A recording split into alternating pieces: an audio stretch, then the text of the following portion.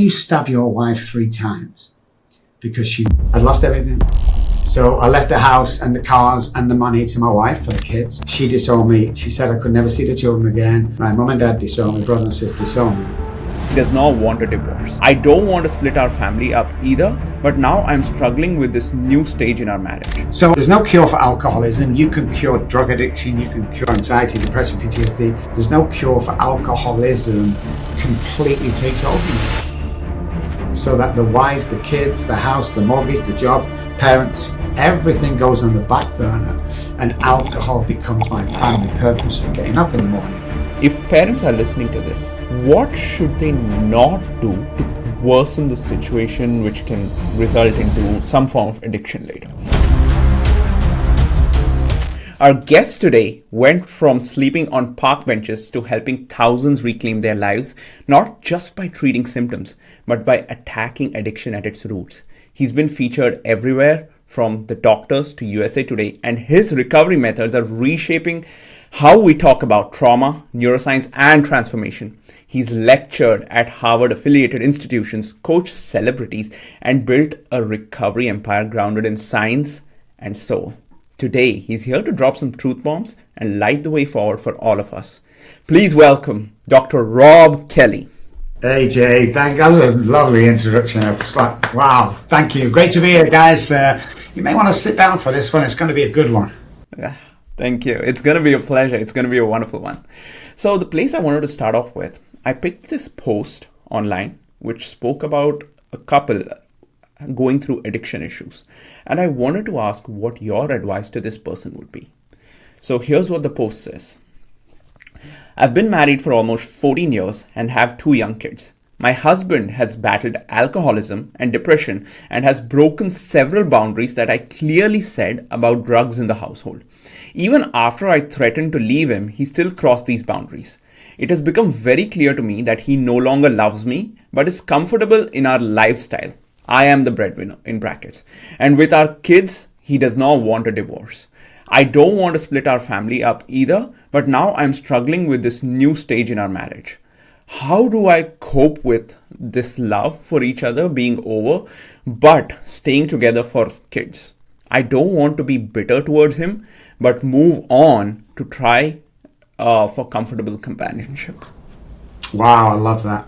Absolutely. First of all, that I don't know what your name is, a lady, but your husband still loves you. He's just caught in this disease. Now the disease wrecks people, wrecks lives, wrecks families, and it also depends how far he is in. The alcoholic, if he is an alcoholic, he might just abuse alcohol. There's a big difference in drugs. If he is a real alcoholic, you're not really dealing with your partner. You're dealing with a monster, and it's not him. So the reason why it's a disease is the hypothalamus in the brain with alcoholics hijacks the brain and tells us to drink. Just to survive, we have to drink. So unfortunately, you're in this arena with a monster. That's not him. So to say that he doesn't love me, I bet he does. I bet he really does. But the choices to drink or not are taken away from us once the neuroscience kicks in pertaining to alcoholism. So a stern talk, a sit down, a heart-to-heart talk, whether you should separate for a time period, and then you can go out and start creating your life and he can create his. And I've seen people get back together again after a short period of time. Sometimes alcoholics need a little bit of a shock. If you're the breadwinner and you're staying in the house and paying the rent or the mortgage, he's not going to do anything. He's going to stay there until he dies. Believe me, I have 30 years experience and millions of people that I've had an effect on with my TV and books and stuff. So yeah, that's the best piece of advice. And at the end of the day, you might have to walk away for good, but you might be saving his life while you do that. Thank you for that. Something that I picked up on, which I'm really curious about, you said there's a difference between abusing alcohol versus being an alcoholic. What's the difference? See, many people tag the name alcoholic. So Billy around the corner, he drinks a bottle of vodka today, he's an alcoholic. Not so. Not so. Alcoholism is hereditary, which means we've traced imprinted cells back to fetus level of alcoholism. So we are born. So the saying is alcoholics are born, drug addicts are made. What we see is if there's no generational alcoholism in the family, you are probably abusing. Now, to the layman, abusing and alcoholism looks exactly the same. But given a strong reason, the guy that's abusing alcohol can stop or even moderate. Okay, this way, the shot thing might help him. If he's a real alcoholic, then he needs to be treated, because there's 3 parts of brain that differ in alcoholics to any other person. That's the basal ganglia, the amygdala, and the hypothalamus. The hypothalamus is our survival instinct part of the brain. It tells a human being from birth to drink water and eat food to survive. Basic instinct. Without that, we would be dead within minutes. What happens with the hypothalamus in alcoholics only is at a certain point, the hypothalamus hijacks the brain and tells the alcoholic to drink alcohol to stay alive, even though it's to the contrary. So we see alcoholics drinking, the family goes, the kids are lost, the house goes. We cannot stop if it's untreated. We will continue. I died twice on the streets in Manchester, still didn't stop me drinking. So that was my biggest thing when I came around, AJ, was nobody understood what alcoholism really is. I mean, alcohol has 1% to do with alcoholism. And people are shocked when they hear that. I never had a drinking problem, I had a thinking problem. See, I'm not allergic to alcohol, I'm allergic to the ethanol in. All these little tiny things help understand what the alcohol is going through. So again, if there's no generational alcoholism, it's very doubtful he's an alcoholic, so he abuses. If dad was an alcoholic, or mom, or cousin, then he's probably alcoholic. But remember, guys, alcoholism is the only self-diagnosed illness in the world. 10 DWIs doesn't make you an alcoholic. Warning from the doctor, it doesn't. So find out if it's generational, and then you have an idea what you're facing. So one's controllable, one isn't without treatment. Okay. So does that mean that for a person who is alcoholic, gaining control over this is much harder, and they'll feel a loss of control almost? Yeah, there is. So there's no cure for alcoholism. You can cure drug addiction, you can cure anxiety, depression, PTSD. There's no cure for alcoholism, but people freak out about that, but you can fully recover. And how I explain that, no cure for alcoholism, there's no cure for the common cold or food poisoning. But if we do certain things every day, we watch what we eat and stuff like that to make sure we don't get food poisoning again. It's the same with alcoholism. There's routines, you have to sort the childhood trauma out. Once we reroute neural pathways and behavioral techniques, you can fully recover from all the things I've just mentioned. Food poisoning, alcoholism is the same thing, whereas you can fully, there's a cure for addiction. So the path to recovery for an alcoholic is going to be different from the path to recovery for a person who's abusing alcohol, correct? Yes, well, one will be able to stop. So one will be able to stop, the other one will need help to stop. So the person who's abusing can stop on their own. So you send him to treatment, he comes out, he learns his lesson, he's good. Alcoholics, it's more in depth. And again, they're very closely matched. If you look at 2 people, one abusing, one real alcoholic, the layman person will not be able to tell the difference between both. But one can stop, the other one needs intense treatment to stop. So another thing I feel everyone needs to listen to this is I wanted to shed light on your story of how you managed to change everything and what actually you went through. I think every person who listens to this will have a profound impact, and I just wanted to try and get it to more audience. So the journey was long for me. I took my first drink at the age of 9.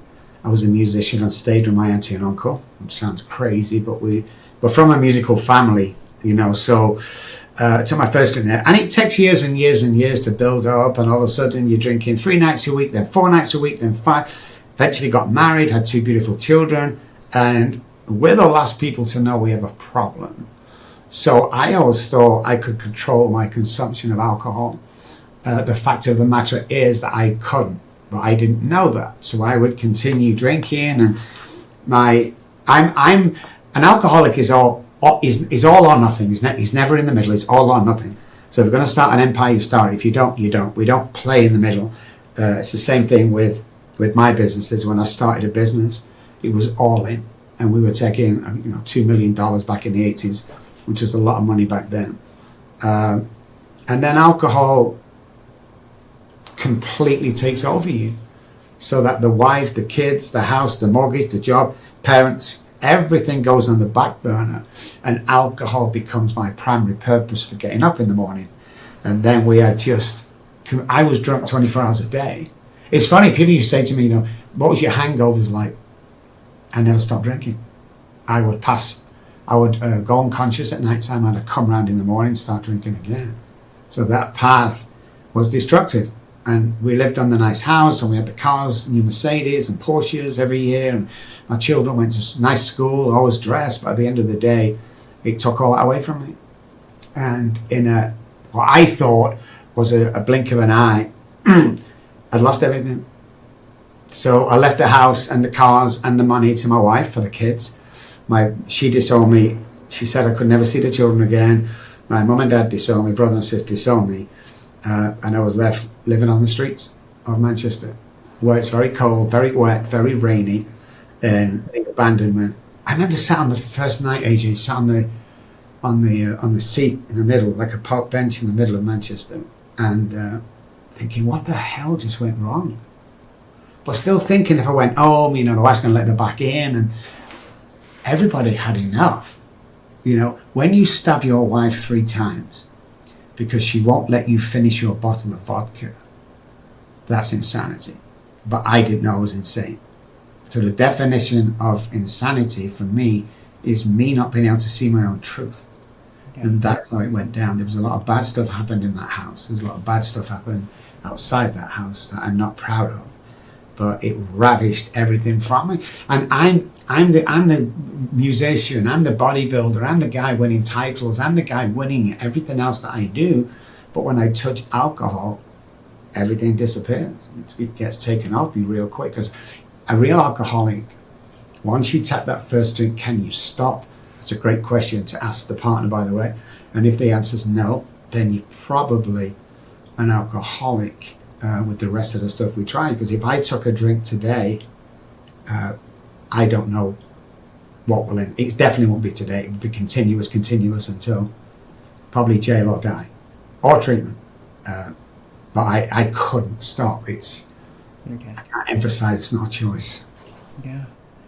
When you were going through that, what turned it around?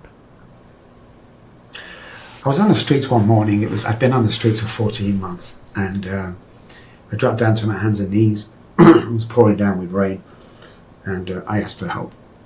It was middle of the night, in the middle of nowhere, and a guy walked around the corner and found me, and he took me back to his house, got bathed and everything, and that was my turnaround. I stumbled upon him, who'd missed a bus going home or something, and took a shortcut he'd never taken before, and he came upon me. He was a recovering alcoholic, so he knew what I was going through, and that's when it changed around for me. So when I was living at Derek's house, I'd had this kind of spiritual awakening to what was going on. I got angry, AJ, and I got angry because nobody could help me. Nobody could tell me what was going on. It's like I said to my doctor, I'm an alcoholic, I think, or go to AA, or just, take a walk if you feel like drinking. And that wasn't happening. I couldn't do that with all my might, and I couldn't understand why people couldn't tell me, here's why you can't stop drinking. So I'm thinking it's me, I'm wrong, I'm different. So the suicide attempt, 7 suicides, twice died on the streets. Because I couldn't understand why. I must be deranged, but I wasn't. It's just that nobody had the knowledge, especially the neuroscience behind alcoholism. So I set off with half vengeance, half angry, to find out what's really going on. And that's where it started at Derek's house. That's incredible. When you were going through the recovery, was it was it medicines that helped you get out of this? Was it a mental shift? Was it just a mental shift? I'm never going to touch this again. What specifically made that shift? Because you were still an alcoholic even after you got to Derek's house. You're still trying to recover. You're still feeling helpless. So what was that point which you got, which made it, okay, never again am I touching a drop of alcohol? I don't ever think I said never again. It's a daily thing, just like food poisoning is a daily thing. If you want to take alcoholism in context, oh my God, oh my God, it's nothing like that. Yeah. It's manageable. I have a routine every day that I do. But that was the more knowledge I found out about what I was suffering from, that was the key. I'm not suffering from drinking alcohol. That's not alcohol. Like I said, 1% is doing alcoholism. What's going on? And it's the way my mind was working. It was the way, the childhood trauma was forming. All this stuff that kept going through the years. As soon as I took the first drink, all bets were off. It was just a matter of time before I ended up on the streets like I did. So the turnaround was the knowledge. And the turnaround was, the more I found out, the more it made sense to me. Like the hypothalamus thing, nobody knew back then. They still don't know today. When I explained to treatment centers, they all stood there puzzled, the therapists, like, what's a hypothalamus? And they still don't know. So I'm still today, I live in today. Not because of alcoholism, because when you look at the neuroscience and the quantum physics behind this, today's our life, not yesterday. Not tomorrow. It doesn't define today. What I do today defines me today. No. And people, I used to hear that AJ and go, yeah, shut up, that's just living to. But it's 24 hours of time. That's not an AA thing. People think it is. It's not. It was way before when early guys found out that the brain resets every 24 hours. So when I found out that, I knew I could get up every single day and make that the day that I do amazing things. So people say, you can't be happy every day. My answer is, says who? You can't go over to America as a homeless guy and make some, says who? We put all these rules and regulations on our life because of what others think about us. So I constantly tell you, you're an alcoholic, you're a waste of time, you're a terrible father, you give up on all that stuff gets stored in the subconscious brain. And what happens in normal life is when the prefrontal cortex, our decision maker, screams for an answer to a problem, it goes straight into the subconscious brain, and the answer's not the one we want or the one we should do. You see, the prefrontal cortex is great at its job. It gets answers in seconds. The problem being that it doesn't have to be the right answer for you. It's just a solution. Do this, do this. If I'm feeling drunk, get a drink. If you don't get a drink, get it. It was always going back to self-sabotaging. What it's really about, if you think about it, is what we've proven. So 30 years of trial testing, millions of dollars spent on research and stuff to get where we are today, that we can confidently say that everybody can recover and most things can be cured. Have you heard of Tony Robbins? Tony Robbins is a friend of mine, yeah. Yeah. So I'm a big fan of him. I got into this field because of him. And there's a certain thing that he says that, it triggered me as you were talking. He said, you have to ask better questions for better answers. Your brain's like a computer. Whatever you ask, it'll give you the immediate answer it can. So if you want to change your life, you need to ask better questions. And I feel that's something similar that you're trying to point towards.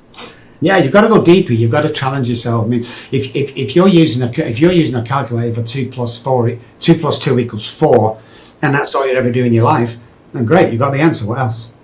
What about putting a mathematical problem in there that you can solve and the computer can solve? So yeah, I mean, everything. The way I look at that, and this includes food and diet and training, is what I put in is what comes out. Yeah. If I put in crap inside here, then crap's going to come out as an answer. Exactly. And neuroscience tells us that's the subconscious brain. The conscious brain is where we want to come out of. Unfortunately, the subconscious brain wakes us up every morning because it loves hypoxic situations. As our body wakes up, there's very little oxygen in our body. There's a way to get rid of this guy and get this guy in for the day. But I guess who wakes you up tomorrow? This guy. So it's a daily thing. I know, like I said, not addiction. It's just a daily thing in life that we need to go through. It's like your weight does not define you. Your height does not. The color doesn't. It doesn't define who you are today. What defines you as who you are is what you do today. So we're doing this podcast now. In a month, a year or something, someone's going to call up, oh my God, just like you with Tony. Oh my God, I saw you guys, saw AJ and Dr. Robb on this, and because of that, I did this. And look at me today. That's the stuff that gets me excited. Yeah. I see, I never go on we turn loads of podcasts down every week. loads of them. But Courtney goes out and finds who's changing the world, and you are one of the guys who come back with this week saying this guy's changing the world. I will never go on a podcast and go, oh, we need clients, we need pays, please call us, here's the web. I'm not doing it for that. I don't need that. If we save a couple of lives, if we coach people to make a right decision today that affects his family going forward, that's the reason why I do it. I don't do it for the money. I've got enough money, thank you guys. I've got enough pay. I've got all that stuff. I have one thing that most people don't have, and that is enough. I have enough. So do I run away to an island and sit there all selfish? No. I spend quality time with people like you who are changing the world so that we can change other people. That is the key to life. Thank you for those kind words. And there was a point in time where my dream was just to make enough money and just give it all away. That was my dream. But someone told me that that's not the problem. If people really make up their mind, they can go from anywhere they are to wherever they want. The problem is that they don't have the kind of knowledge and perspective to get there. And that's what we need more of. And so that's why people like you, people like Tony Robbins are helping so many people. And I'm just contributing to helping you guys. My question to you is, when you were with Derek, right? The first step you had to do was to say, I need help. Yeah. The second thing, was there anything he did differently? Because I'm thinking of a person who's with a spouse going through alcoholism. So they are with a person who's going through alcoholism. How do they help them when they're around them? What can they do to support this person in the right way once they've got to the point where they say, I need help? Well, the first thing is, minutes before that is dialogue. You've got to start dialogue with the people who are suffering, because they think they don't understand. They think they're a bad person. They're not bad people. They're sick people trying to get well, not bad people trying to be good for a change. Nothing to do with that. So dialogue and understanding is the first thing. And secondly, get to church, get to meetings, go to self-help, whatever you want to do, get help of somebody who knows what they're doing, and walk through this together. See, what we found, when a patient comes to us, let's say it's the guy, and he's married to the girl. So we take him, it's an hour a day for 90 days. She has to come on board for twice a week for 90 days. Because if she doesn't come on board, we won't take the patient. Now, what we found is when the alcoholic comes, and let's say when the wife comes on 2 days a week, they're both working on their own trauma, then the success rate of the alcoholic goes up by 42% alone. 42. That's why we have a 98% success rate, or half of it. We can't isolate the alcoholic into a bad person. They both got to work. And we get wives all the time, especially with children, going, well, it's not me, it's him. He's the one drinking. He's the one doing this. And we say to her, well, if it's not your problem, why do you allow him to come home twice a week drunk and beat you in front of the children? Yeah. And tears start. So we say to both of them, we're gonna set out the rafts. You swim to your own rafts, guys, and we'll pull you in together. So you come together as a unit, knowing a different language. Because if there's a house here where you take the alcoholic out, you stick him in a treatment center. Let's say this house speaks Chinese. You pick him up at the Chinese speaking house. Recovery has its own language. You stick him in a place over here that speaks English. After the 30-day treatment, we're going to pick him up. We're going to put him back. Now he's fluent in English. We're going to put him back in a Chinese-speaking house. He's going to start speaking Chinese again. That's what it's like in trauma. You can't place somebody who's getting better into a traumatic house. Because the learned behaviour and the enmeshment and the mirroring part of our brain is like 2, 3, 4 people can change one person in an instant. We've tried and tested this. But 4 people can't change. One person can't change 4 people. So you tend to fit in. Everyone wants to fit in. Yeah. And then the behavior and the relapse just keeps cycling over and over again. Right. And so many times I'm scrolling through social media looking at what people are commenting with regards to relationships. And one of the most popular comments that I see is, this feed should not be in my my feed, it should be in his feed. And for me, that always says that you feel you are not contributing to the problem. Everything's on the other person's side, which is never the case. 2 people have to contribute together. Maybe that person's the person who's sick, but you are equally adding something to this equation which is making it worse. And a lot of people don't have that awareness, unfortunately. So true. It's like normal treatment centres, the family week or once a month they go in and they bash the husband. He does this and he does that. Nowhere does it tell us that is good or is success. Nowhere in anywhere we've studied. You've got to do this together. You've got to be careful about enabling and helping. Big fine line there that you have to be aware of. There has to be boundaries set in the house. And if the boundaries are broken, next time, if he comes home and he's violent, or if he comes home and he just don't want to do it, lock the doors, change the keys, do whatever you want, call the police when he comes around, or leave with your children. If you have children, leave. Because any woman that puts a man before the children is not worth anything in my book. So you get your kids and you leave the house, go to your mum's or something until he vacates and you guys can move back in, because I've seen some horrible things. I've seen a lot of deaths and maiming and all, especially, we get this with guys. I studied serial killers, and a lot of serial killers will say to the girlfriend, well, let's just meet one more time, just to say real goodbye. And it's the same, and I'll just stay one more night, and I'll just have a last drink here and then we'll split up. Never stay. Never go back for one more night. Never meet the boyfriend for a final goodbye. Never. Because that's where they get you. Have you noticed if, let me rephrase, are all types of addiction similar? Do they have similar patterns in them? So let's say I take a device addiction, someone who's having device addiction, someone who's having a drug addiction, someone who's having an alcohol addiction. And I know I'm drifting a little bit away from alcoholism. I'm just talking about addiction here. Do they all have common patterns and common sources that kind of create this? 100%. It's patterned. I learned behaviour from childhood and our enmeshment from parents, depression, stuff like that. We go into patterns. Everybody has patterns, okay? Everybody's in routines and patterns without them knowing it. You get up in the morning, you go stumble in the bathroom, you brush your teeth, that's a pattern. You go to the restroom, you brush your teeth, that's a pattern. If you ever go out anywhere, guys, like there's 20 of people going out to the seaside for the day, and you go there, a few drinks, everything's good. You get back on the bus, which seat do you sit in? Usually the one you travel there in. So all these patterns are happening, and they're based on self-destruction and self-sabotage.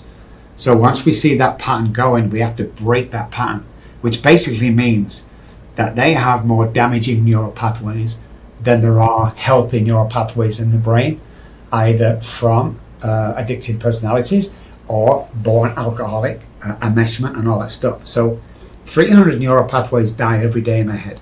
We know that in the brain. What are you replacing them with? Are you replacing them with the old habits? In that case, you'll relapse, you'll never be happy, you'll never keep relationships. Or are you putting the neuroscience, the new things, the happiness, the getting up every day to serve somebody, bless somebody, smile at somebody? Because that's what I do. I bless every day. I bless somebody monetary. All my staff in every single office turns up 10 out of 10 every day, smiling, ready to go. Because that's the mission, guy. I remember I used to do a group of homeless people. I used to go down there. It's like an AA thing, and he used to inspire them every Saturday morning for 2 hours. And there was hundreds that used to attend in this building that only held 50, and everyone looked forward to it. And I used to inspire everybody. That was on a Saturday. On a Thursday night, we found out my dad had passed away. I'm so sorry. No, I still turned up Saturday, and I still inspired them guys, and I never told them about my dad, because that's not my job to give you my woes. Give you my sadness. Now, when I come off, I got a guy come out and he said, "Are you okay, Rob?" And I said, "My father died last night." He said, "What?" And then he said, "Oh yeah, I get it, man. That's awesome." It's like, if I keep telling you I'm unhappy, if I keep telling you I'm depressed, you're going to join that. You're going to feel the same. Measuring those company, this trauma bonding that we've invented lately, which is the same thing as codependency in my book. It's like, we've got to go out there and we've got to do the right thing, and we've got to get more knowledgeable about life itself, what's possible. There's nothing impossible. So when I first came to America 18 years ago, I used to teach people and take them through to the patients, and one thing I always just say to them is, there's nothing you can't do. I think every single American that I worked with said the same thing. Well, I can't be president of the United States. Well, let's forget political views for a second, guys. We had a businessman running the country for 4 years that had no political experience whatsoever. How dare you tell me that you can't achieve your dreams? It's not true. Somebody's put that there. Yeah. Yeah. So, one question for you. If parents are listening to this, what should they not do to worsen the situation, which can result into some form of addiction later? What are things they need to avoid, and what are things they can do right to make sure this doesn't happen to their kids? Screaming and shouting at the child, whether the child be 8 or 20, never helps. Don't get into violent either debates, definitely not fighting, but I mean debates or heated arguments. Stay away from that. It's not worth it. You're just giving him more fuel, or her more fuel, to go out and go, this, I'm just going to go drink or go use. So calm dialogue is always the best. And then just watch them again if they get out of hand. There's boundaries that need to happen in the house, man. There's boundaries. One thing that parents always say this to me, I go, here's what you need to do. Don't get into fighting, don't get into heavy dialogue. Try and talk to them simply, try and get them help, and search the bedroom. You go, what? I can't search the bedroom, that's their private area. A drug and alcoholic guy does not have a private area. Go search it. Because I'll tell you what, there's probably 300 people that I've worked with in the past that never searched the bedrooms, and they find the child in there dead. Overdose. Search the bedroom, see what you can find. If you find some stuff, you need to sit him down straight away and talk to him. And then put some boundaries, and if he doesn't keep the boundaries, you have to put the punishment in place. So what I said to wives, if you've had enough and lock the doors, kick him out, Oh, I could never do that, especially parents with sons. I couldn't. Well, if you find him dead in his bedroom, who's to blame? Both of you are, him and you. You see, addiction is not a game, and people think they have time. Most alcoholics and drug addicts that we interviewed coming back from death, where loads of experiments we've done and tests, said one thing: I didn't think I drank that much that night, or I didn't think I used that drug even though it killed me. So you've got to start. Don't scream, be polite, be nice, boundaries, search the room, and then just watch for unkept appearances. So if you're a family that sits down for dinner every night, all of a sudden the young man isn't shaving and he doesn't turn up for dinner, he's in his bedroom, alarm bells should be ringing like crazy. It's the understanding that matters. What kind of punishments can they use? Because I'm thinking of a teenager. The parent has found substances or alcohol hidden in the room. What kind of punishments, what kind of boundaries can they set? Because teenagers can tend to be rebels. You push them out, they're going to try and find some other way outside. What do they have in their control? What that can actually solve the problem? Yeah. What's the most important thing that a teenager owns? It's a phone. Take the phone away. But don't threaten to take it away, then not take it away. Okay, you've got no phone for 3 days. Try that first. No iPad, no phones, nothing. And take it off then. They will absolutely go crazy, but they get them back after 3 days. I don't care if the child is 10, 11, 12, 13, 14, drug testing. You can buy it really simply, or get a breathalyzer for $20 at CVS and put them boundaries and then rules in place. And if he gets back to his senses, which there are a good chance he will, he's going to be angry at first, don't get me wrong. But this is saving his life, remember. So go for the phone every time. Turn the TV off, turn the internet off, whatever you've got to do to hit him or her where it really hurts. And that is the phone's communication. We can't communicate as human beings without iPhones. Yeah. We just can't do it. I've seen people text across the table. And then when somebody else meets them, they've got nothing to say. It's like they're all awkward. It's like, we need to stop that and get back to reality here. So that would be a good step. And then set up a meeting with a therapist, with your child. And if he attends, he's crying for help and he wants it. And if he's adamant that he's not going to attend, take his phone off him or her. It's the quickest and easiest way. Okay. That's a great suggestion. And I think that's super valuable. I think that gives a place for people to start. What about a spouse who needs to convince, let's say the husband is drinking a lot or the wife is drinking a lot, whoever it is. How do they convince them? Because as you said, they're not even seeing the problem. No. How do they bring it really up front to show them this is what's happening? God, I love that question, man. I don't think anybody's asked that question 12, 15 years I've been doing this radio, TV, podcast thing. Again, it's important that we sit them down when they're not drinking or before they start drinking. And then say, if they bring loads of cans home again and they're going to, before you drink, I need to sit down and have a personal talk with you. This is our family we're talking about. I've noticed we're doing this. Okay, set them banners out first. If he wants to drink but he's really apologetic, and set boundaries. Okay, you can come home and you drink between 8 and 9. I'm not saying you have to stop, husband, because I'm not saying that because I know it might be impossible for you. You can't do it straight away. So can we drink between 7 and 9 on Monday, Wednesday, Friday? If he says yes to that, we're on our way. If he says no to that, then you start to look for therapists. If he says no to that, then you really need to look if this relationship is good for you, because women especially, girls, will stay in relationships way too long thinking they can change the guy.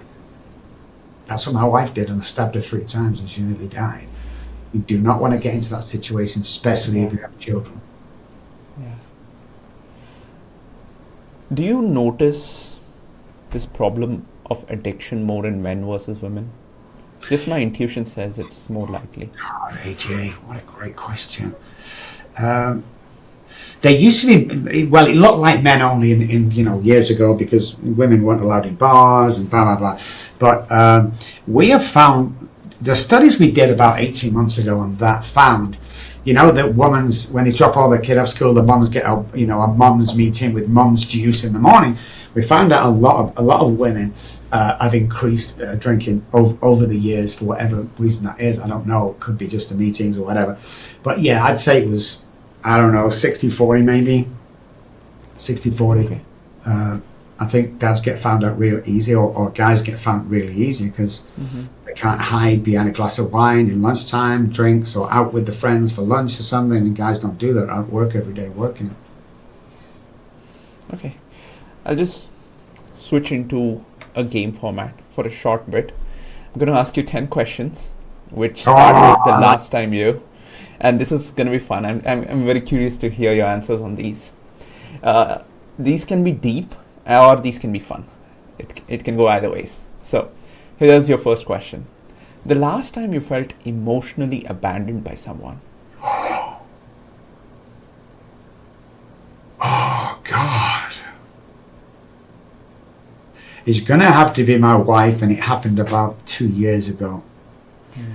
And my birthday happened, and I come downstairs and all happy, and she had a niece there staying, and she got me a card, like a birthday card, and in the card it says 1 token for, I don't know what it was, a pair of shoes, and it was shoes, very important. It took me right back to childhood when my mum and dad could only afford me to get 2 pairs of shoes a year. So we had winter pair, summer.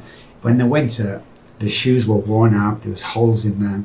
My mum used to cut around a cardboard box, stick it in the bottom, and my foot would go in, and I'd walk to school about 3 miles in the snow. By the time I got there, the socks and cardboard was mushy, and I was actually walking on snow.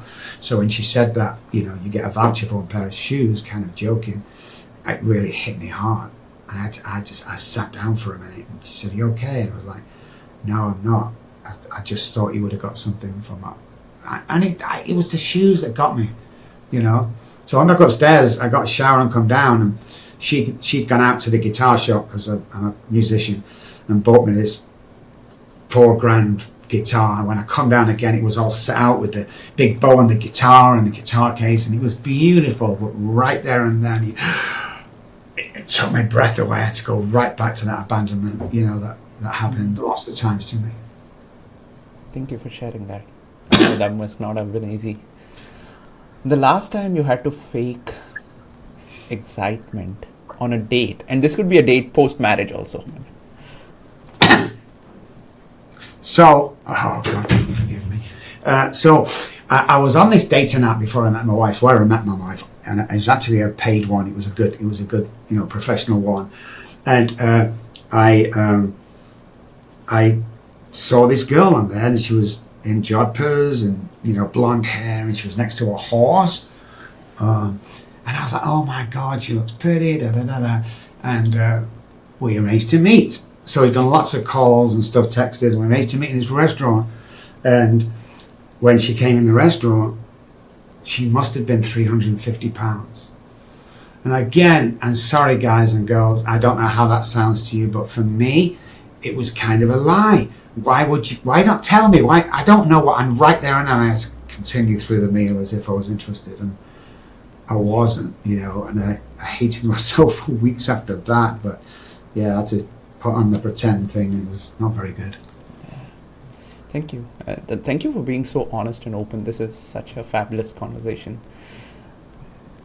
The last time you realized you were the problem?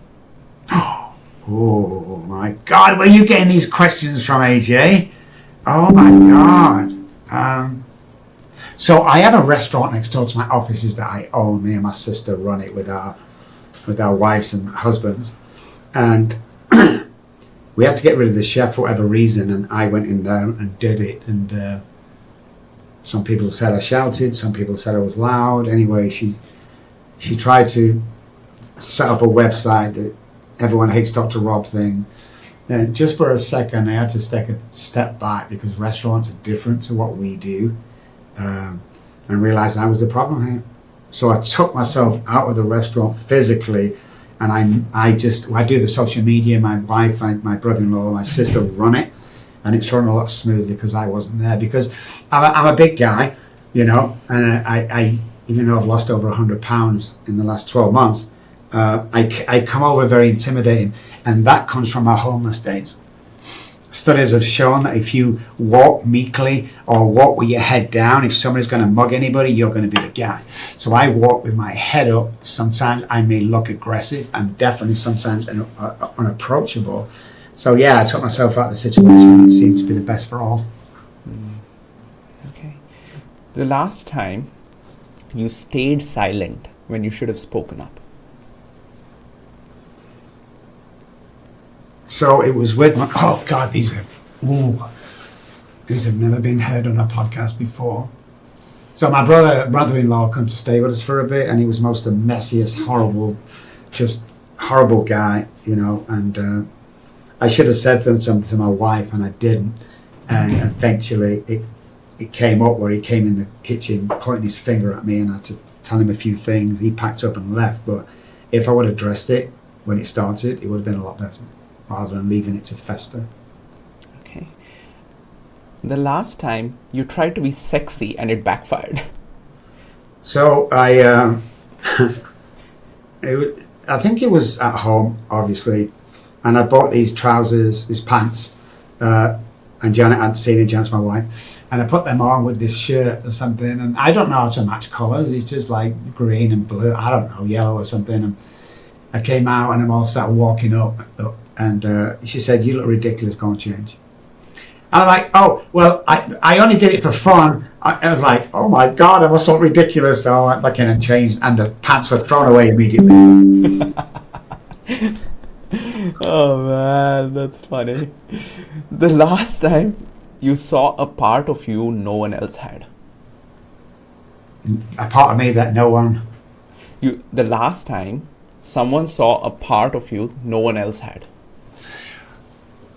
I would say, coming away from my marriage and stuff, is I was passing a gas station once, probably 2-3 months ago, and I saw a lady there. She was a black lady trying to, the cow was like 50 years old. She had 3 children in the back, and she was. You could tell like she was trying to squeeze out, I don't know, $5 worth of gas. So I pulled in, and you could imagine I drive a Bentley, and you can tell that I have money just by looking at me and my watches, stuff like that. And as I approached her, she got really scared. And I said to her, "You okay?" And she said, "Yeah, why? What do you want?" So I want to bless you today. And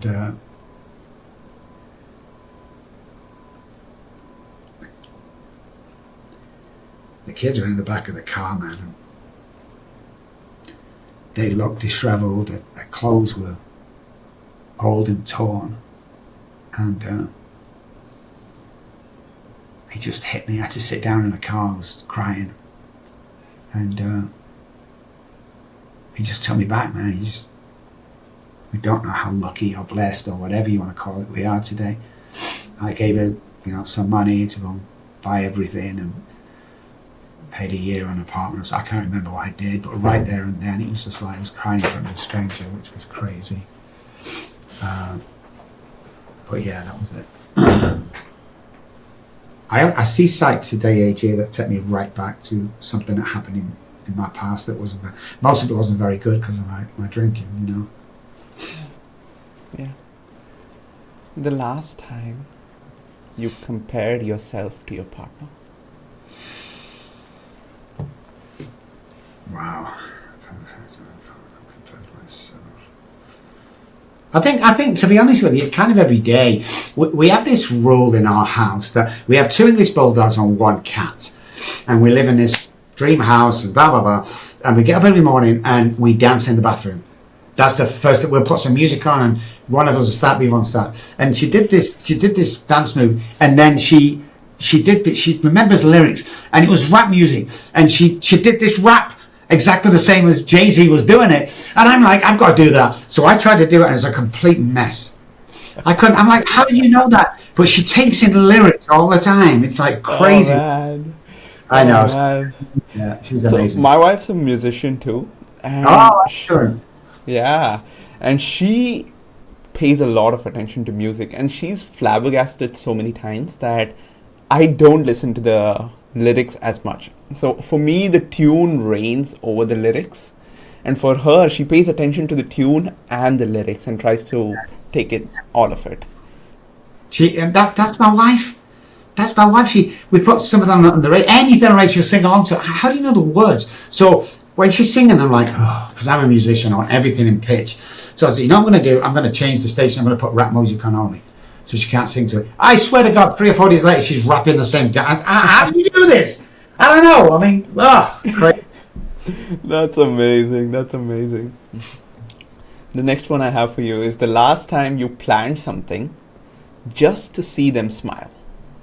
Oh, I mean, God, that's every day, man. You know, I thought so. Yeah. I mean, we've got these things in England we call jelly babies. Well, I shipped a load over. It's little sweets, and I leave one on her bedroom tables when she gets up, and I leave them around the house, like on a desk when she gets there, and she always calls me. That made me smile. But yeah, I do a lot of things to make people smile. My philosophy is that when somebody meets me, if they don't go away happier than when they meet me, I've not done my job that day. Wow, that's so beautiful. So always doing that, always complimenting my staff, and always complimenting people, and yeah, just it's beautiful. I love it. That's incredible. That's awesome. The last time you realized you've grown a lot. So we've had to fire our chef today, and usually I would bolt in there, and I would be the lead, and you got to do this, and you got to do that, and they said step down. We don't want you doing that. And the last time we did it, they all blamed you for it. So I actually sat down, and Wow. I have cameras all around me in here on the restaurant, and they've gone in and sat down with the chef, and it looks like they've had a good conversation. He's hugged them and he's left. And the thought comes to me before, God, I've grown a lot, because I would have been in there intimidating, like, don't talk to my wife like that, or my sister. But I stepped away, man. That's growth for me. It's growth. The last time you said you love yourself? Probably this morning. So I do this routine every morning. I do my breath work. I do the mirror work, which is I love you 10 times. If I'm 6 feet away from the mirror.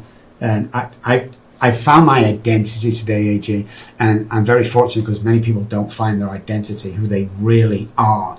Yeah. I'm proud of that. I love myself today. I always tell people that because I know my worth today. And so yeah, every day, man, I'm blessed enough. And it took me, that took me 50 years to be able to do that. So it's not easy when you really believe it, because people throw I love you. Okay, babe. Okay, love you back. I mean, that's... Yeah, it's just people, oh yeah, okay guys, love you, yeah. I mean, when you really look at yourself in the mirror and be proud of who you are without getting too egoistic, but have confidence to do that's the key. Awesome. I have just a couple of quick questions, and then we can stop the recording. Firstly, before we end this podcast, 3 pieces of advice that you would give to anyone who wants to change their life in any way today. Number one, vital one, stop worrying about what people think about you. Period. Nobody really cares. We think they do, you know. So stop worrying about what people think about you. Worry about yourself. Secondly, write down 5 things every single day that you're going to complete that day. Now, you may complete 1,000,000 things, but the 5 things that we're training and retraining the brain now into not only boundaries, but these new routines that we go. And thirdly, find out what you're not supposed to do in life with a smile, as in, I'm not supposed to be here doing this. I should be dead. I should be in the projects. So do stuff you're not supposed to do. Like if you knit socks or something, get a website and business cards, $20 off GoDaddy, and try and sell a pair of socks that month. And you probably will with social media, and then go on and go on and go on and go on until you make it an empire. But yeah, step out yourself, guys. Step into the solution, which is life in itself, and don't care what people think. Awesome. Thank you so much. This has been such an incredible conversation. This has definitely been the best podcast I've ever done. Me too. Thank you. And I say that with all earnestness, AJ, because I'll tell you what, I've never heard them questions asked before. You challenged me. You know when to speak, because you are amazing at this stuff. Thank you so much. I just text Courtney now where you were talking. Oh my God! I just say, oh my God, this guy's amazing. I want to go on again with him. Oh, thank you so much. I am actually thinking about that we should definitely do this again. It was such an incredible conversation. 100%, man. Beautiful. Awesome. Thank you for your time, and it's been an absolute pleasure.